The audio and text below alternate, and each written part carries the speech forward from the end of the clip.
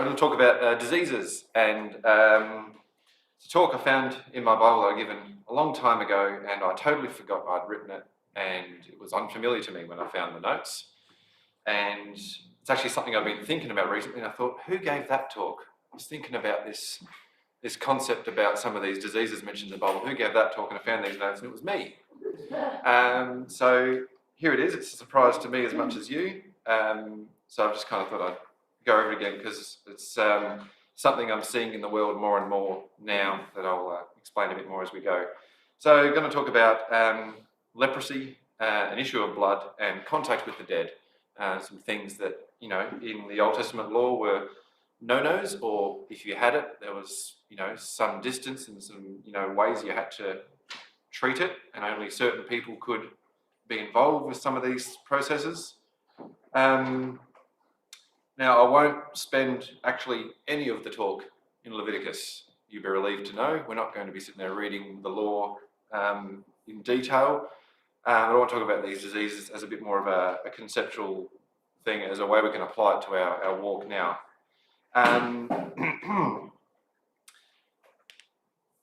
So I may lose train of thought. It's been happening a lot recently. We've had some very interrupted sleep in the last week, and it's not because of Tour de France starting last night. That was not related, and it's not to do with the European finals being on. I actually haven't stayed up for anything at all so far. I just can't. It's not possible anymore. That's not a thing. But Maggie has been singing songs in the middle of the night, and they're not that good yet. They'll get better. Anyway, leprosy. We have this cheesy kind of view of leprosy now, I think, if it's ever shown in any cartoon or movie or whatever, it's kind of the people that, are losing limbs and walking around with just skin falling off everywhere. And it's really perhaps a bit overblown.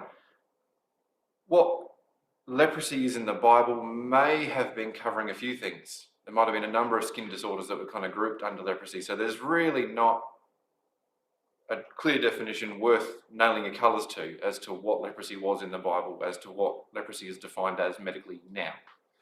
But it is highly contagious, whichever one it was, and you had to be without the camp, as it says in the scriptures. But generally now, if you look at the modern medical definition of what leprosy is, it's primarily a nerve condition that goes really, really wrong, really, really badly, really, really quickly. And essentially it's a loss of feeling and a loss of function. So I'll focus on that, I suppose, loss of feeling, because if you have leprosy, you might step on a nail, not feel it. You might skin your fingers or something, and it starts with your extremities and works back. And essentially you just get more and more damaged and infected, and your body just doesn't respond to it, doesn't deal with it, and gets much... So I suppose in the extreme, someone might lose a finger or lose a limb or something, but, we're not, you can't make jokes about lending a hand and so on. It doesn't quite translate. And there's loads of jokes there. I'm going to avoid them because as soon as you get into them, it's just there's loads and loads of limb jokes to get involved in, and no, we're not going there. And now I'm thinking about them. Okay, put them aside. But loss of feeling. So I would like to translate that to now, because I don't think we have to go out and find people with skin conditions and just primarily witness to them. It's not going to help particularly, except that they would hear the gospel, of course, but we'll do that to everyone. But the loss of feeling we'd look at. We'll turn to Psalm 95 while I'm waffling on.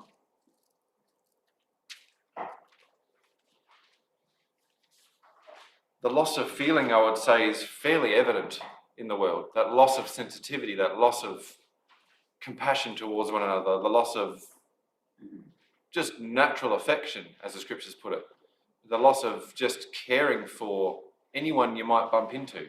It just doesn't exist. And when it does, it's for a cause, it's for this or it's for that, and it needs to be seen and all the rest of it. It's amazing how many people support social issues online, Instagram and Facebook and every other thing that there is. Does anyone do Twitter these days? I don't hear people talking about it as much. But there's all these ways you can support causes and get really involved in, putting your word out there, but it's just online. It's just words.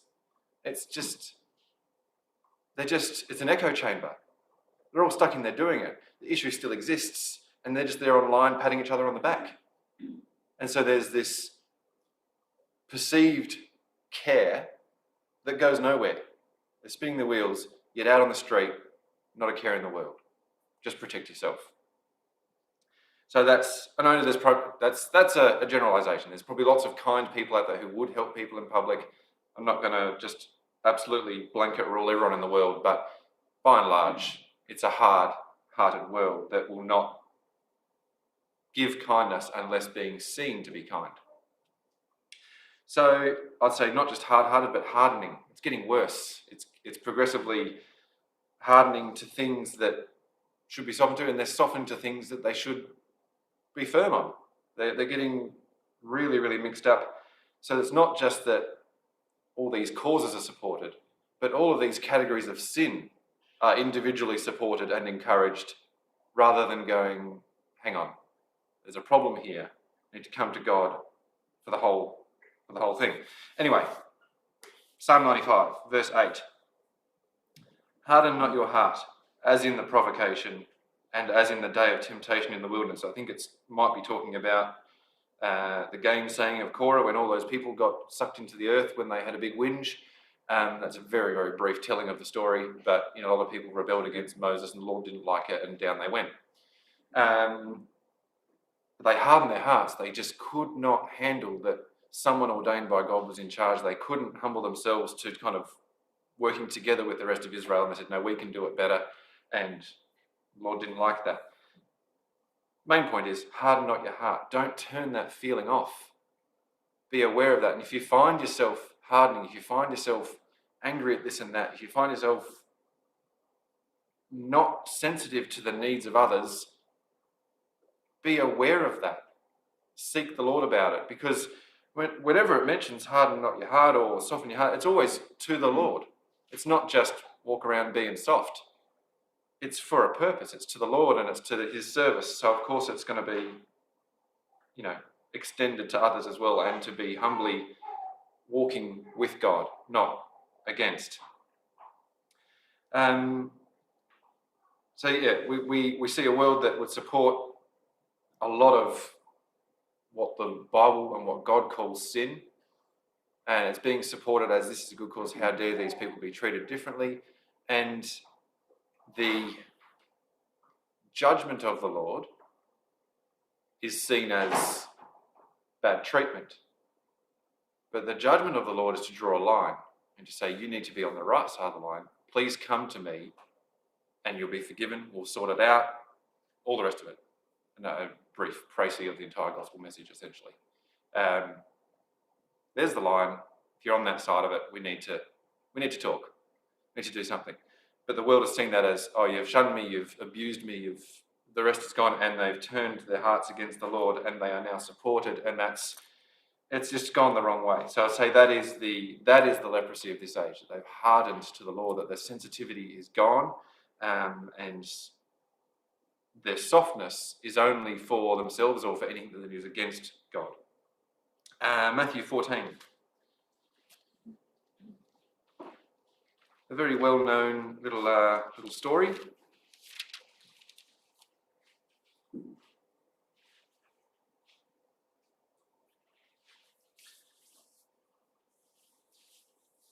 So don't be tough. That's essentially what I'm getting at. Don't be tough. Don't be untouched by things. Respond to compassion. Do something about it. We saw someone yesterday. We're driving through Vic Park, which has some very, very boggy ground at the moment.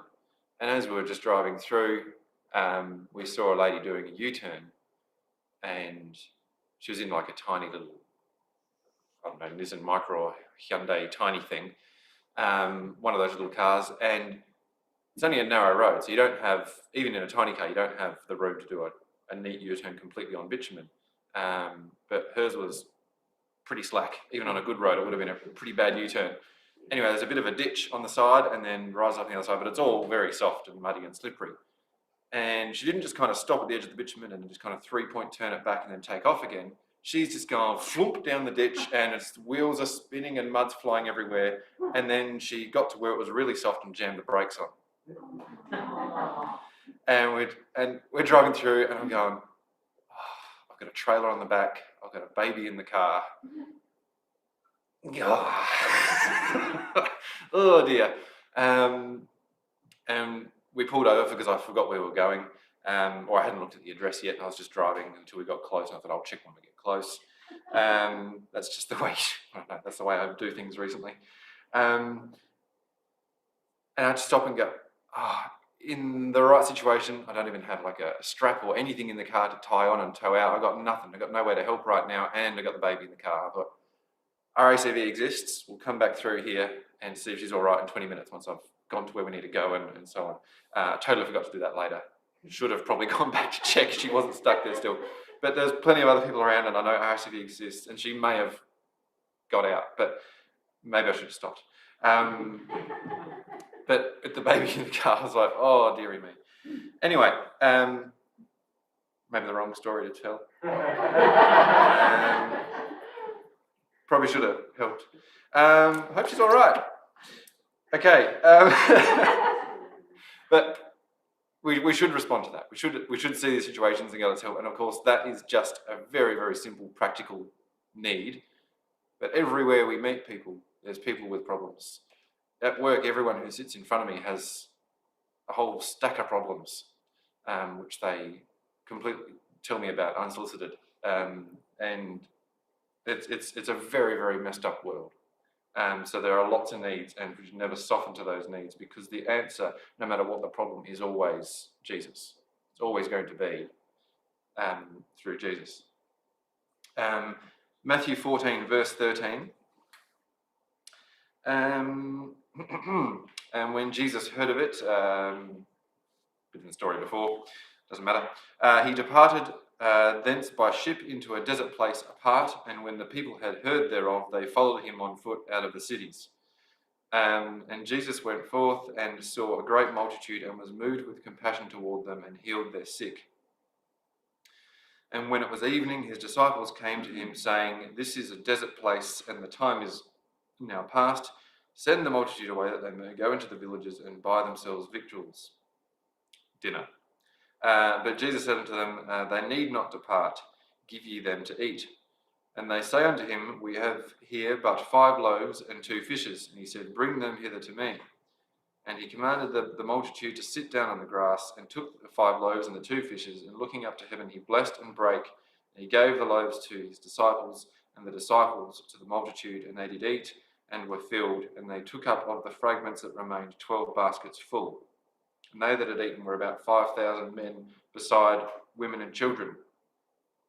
The reason I read the whole story from when he arrived to how many people were fed is because that's the really well-remembered bit, is that 5 loaves, 2 fishes fed 5,000 people.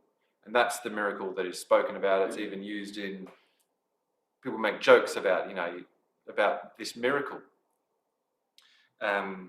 It's particularly when like a church doesn't have enough food and they go, oh, why don't you just break 5 loaves? That type of thing. But that's the really well-remembered. That's the really standout miracle. But what started it all was Jesus saw the multitude and was moved with compassion towards them and healed their sick. So they didn't just follow him around and get fish. They had problems. They were following him because he was the answer to their problems. He had compassion on them. He healed them. And then there was other things where the Lord looked after them. Sometimes it's almost like there's a big show at the end of the fish. But the most important part of it, the foundation for that whole situation, was compassion. He healed their sick.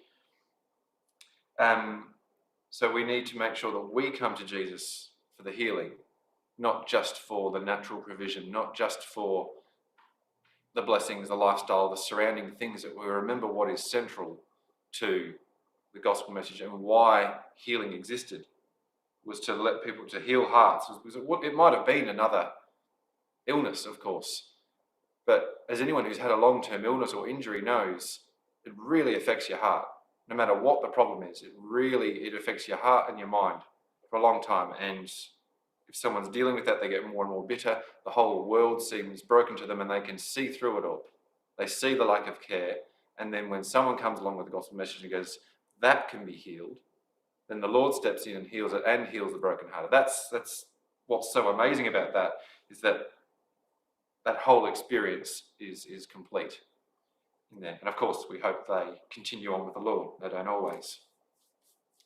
The other reason I bring this story up is because, unfortunately, that is the focus of a lot of churches now, is to focus on the fish, to focus on the worldly gain, to focus on that side of things and forget about the compassion and the healing and the real power of God. They look at the show at the end. You know, there's a lot of churches that preach prosperity doctrine, and they're not doing well in Africa. It's a strange gospel to pick, and yet it's top billing in a lot of churches to speak about prosperity, that, you know, you focus on the financial blessing is really strange. And it focuses on the wrong end of the Lord's blessing. That may happen. That happens. We've heard Liam talk many times about how when costs came up, the money came in to match the cost. Praise the Lord. It was taken care of. It's not about being rich. It was about the Lord meeting our needs. And those needs will be met no matter what they are. But it wasn't Liam kind of going, well, I better pray again and more money will just keep turning up in my account. It was just the Lord knew the needs and the Lord looked after them because they had the first bits right. Because they're following the Lord. They're very compassionate people. I'm sorry, I didn't mean to pick on you, Liam. But it's not very mean though, is it? You're very compassionate. Sorry about that. Not very insulting at all. But Jesus was actually moving apart. He was going to have some quiet time on his own. They all followed him. If he came at them with judgment saying, leave me alone, you sinners, which may have been true, was definitely true. All these sinners following him around,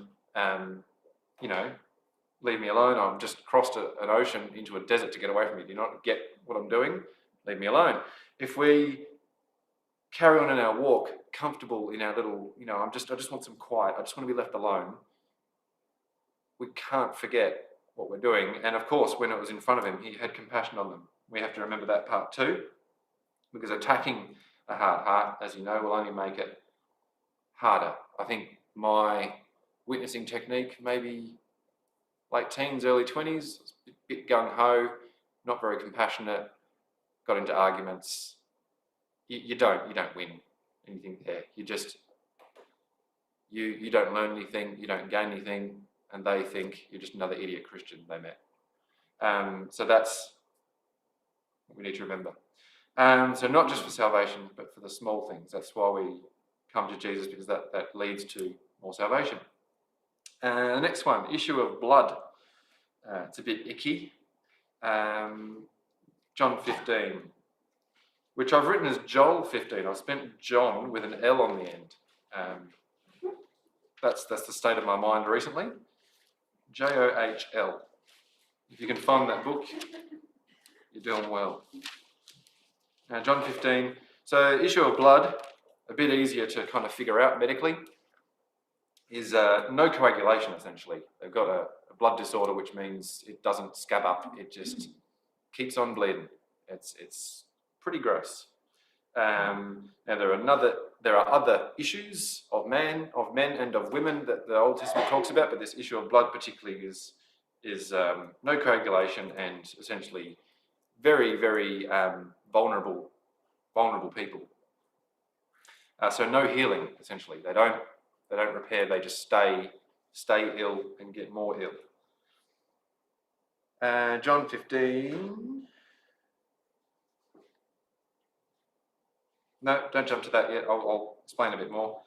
Again, I don't want to take you through Leviticus, because if you want to read the detail of what to do, if you have an issue of blood and staying without the camp and everything you sit on is unclean, everything you touches you is unclean, you've got to go out the camp for 7 days, and it's a whole kind of domino effect of unclean things if you get involved, until you see the priest, who's the only one allowed to touch you and to inspect you, and then when you're clean again, you can come back. There's a whole complicated process there, but it was to keep everyone clean.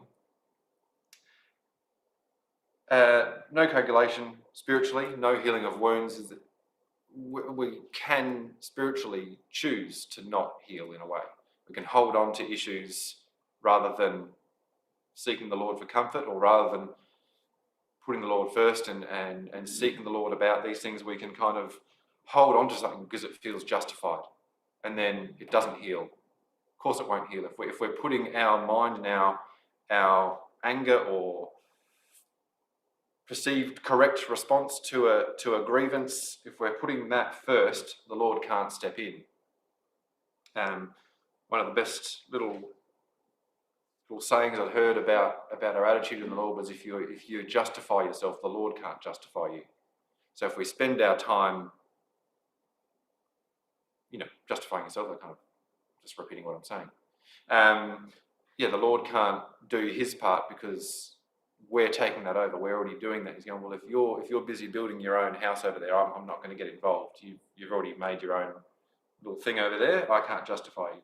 So if we step back to God, humble ourselves, we heal, we get better, and so on. John 15, or Joel, if you can find it. John 15, verse 12. And I've highlighted this in red, which is a bad idea in red writing. I must have only had a red pencil on that day, so this is hard. This is my commandment, that you love one another as I have loved you. Greater love hath no man than this, that a man lay down his life for his friends. Ye are my friends, if you do whatever I command you. It sounds like a very passive-aggressive way to make friends, doesn't it? You can all be my friends as long as you do exactly what I say.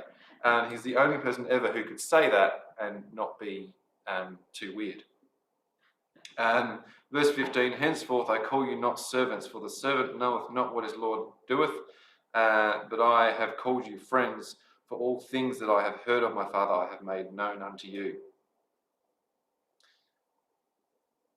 Very, very simple example. Love, serve, help each other because Jesus did, and how Jesus did. He showed them how to do that, and he taught them constantly how to put him first, put the brethren first, put the body of Christ first. It's a very simple thing there, and that, I think, is the key to that healing.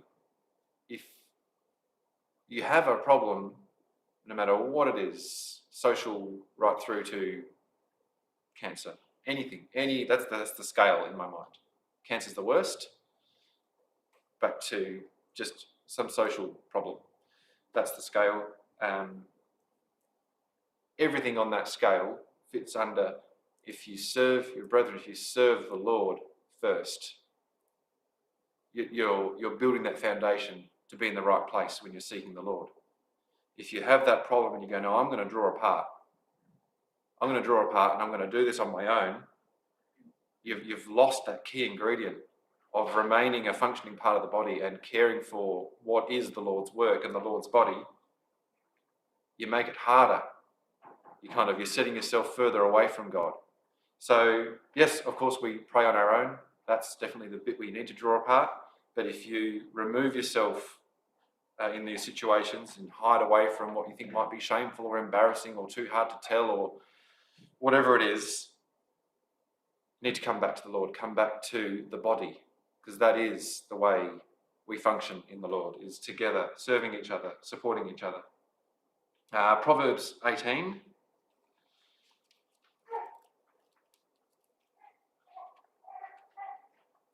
The punchline to that was circulation. That's how we keep it circulating. That was the point of that, sorry, forgot that bit. Circulating. We keep that circulating and then we heal properly. Issue of blood. See? That's what I meant. Proverbs 18.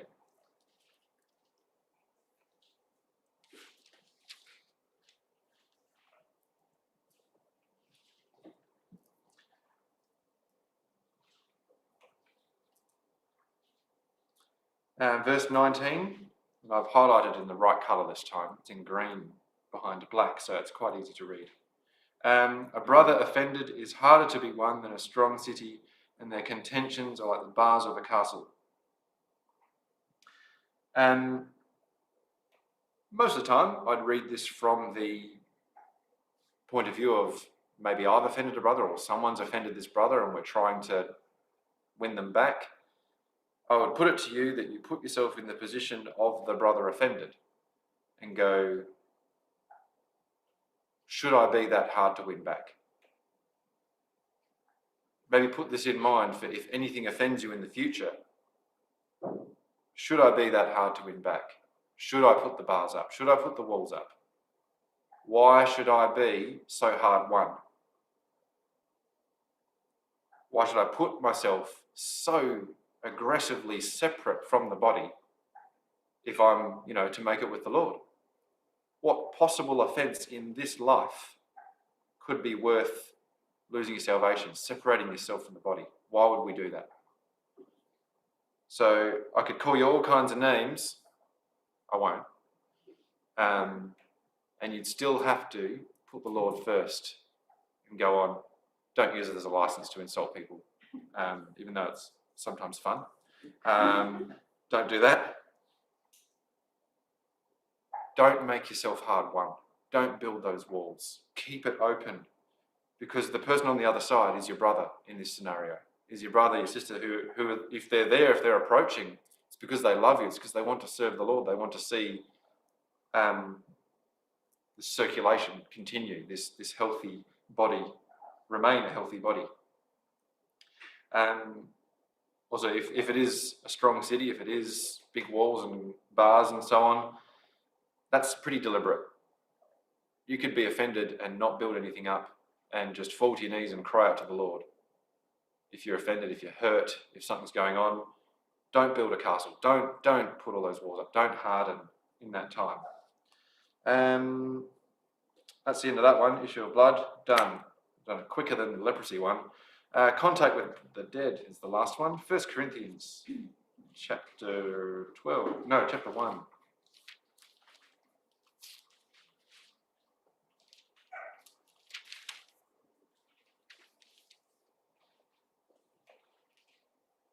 So also some nice light reading in Leviticus, if you feel like it, about what to do with dead bodies, and particularly after battle, how things were done, and particularly those who died of diseases as well. There was all kinds of rules, and the priests were involved, and there's another layer of meaning there with how the priests consecrated themselves and the situations that allowed them to be in contact with the dead. 2 Corinthians. 2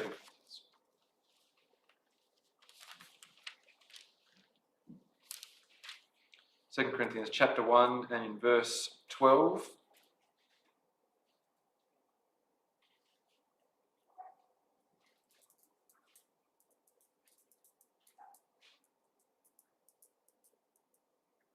For our rejoicing is this, that the testimony of our conscience, that in simplicity and godly sincerity, not with fleshly wisdom, but by the grace of God, we have had our conversation in the world, or our conduct, and more abundantly to you, Ward. That's really awkward.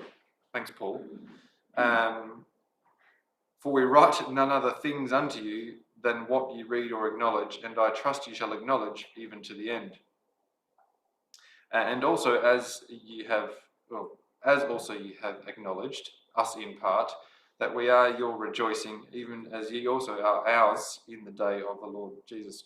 That needs rephrasing. In this world is the crucial part in that. We've had our conversation, or in my column it says our conduct, conducted ourselves in this world. We have a necessary level of conduct in this world, or a conduct and contact.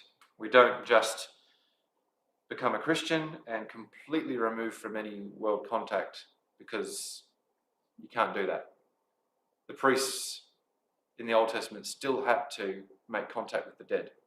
Processes still needed to be done, but under certain circumstances. So, of course, we don't go out to clubs and pubs and get involved in everything the world does, because that's where the sinners are, it's kind of going about it the wrong way. It's kind of like going, well, the priest didn't just kind of gung-ho, just go looking for dead people. He did what was necessary when those situations arrived and consecrated himself accordingly. So it's to be necessary and honourable, not vain, not just kind of out in the world kind of hoping something might happen, because then we put ourselves on the wrong side of that equation and we just become one of the dead, essentially. I forgot to write the reference down, but it's one of my favourite scriptures about that superfluity of naughtiness, the excess of things that aren't of any value. It kind of hints that there is some level of things in our life that are of no value, that are kind of necessary in a way. You have contact with people at work and whatever you do, that is kind of standard level of what's in life. But we don't want it to reach superfluity level where there's too much of it. There's too much naughtiness. There's too much stuff that isn't of any value. We want to make sure that what contact we do have is of value and is of some purpose, and we're not just walking around touching dead bodies for no reason, because the priests didn't do that. They didn't just kind of walk around the battlefield poking. They had a job to do. There's no direct scriptural story about priests not doing that, but that wasn't their job. That's not a second page. That's a worry. I think in all of these, I'm reminded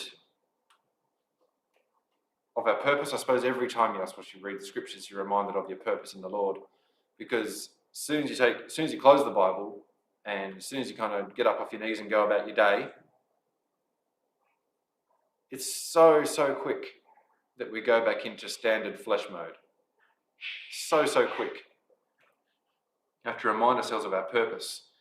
Jesus, if he wasn't maybe the Son of God, maybe would have got to the other side of the desert and just gone, leave me alone. Everyone, why did you follow me across the lake? Leave me alone. And our nature is to do that, is to go, don't bother me with your problems. But Jesus set the example. Of course there are problems. Of course there are things in the world. That's what needs healing. That's what brings people to salvation. That's this level of function that we need to maintain, and it is based on compassion. We can't logically decide that everyone needs salvation. I know you can understand that in the scriptures, but it's hard to logically go, well, I know that person out there needs salvation, so I better just go and do it. It becomes out of duty. It becomes an automaton. You're not really getting the point of the gospel message. The point of the gospel message is if we don't tell them, they won't have salvation. If we don't tell that person they can be healed, they won't be healed. They might, not 100%, maybe they find out another way. Maybe they seek the Lord themselves. But we're the mouthpiece. We're it. We have to do that job. And Jesus saw that. He was in a desert place.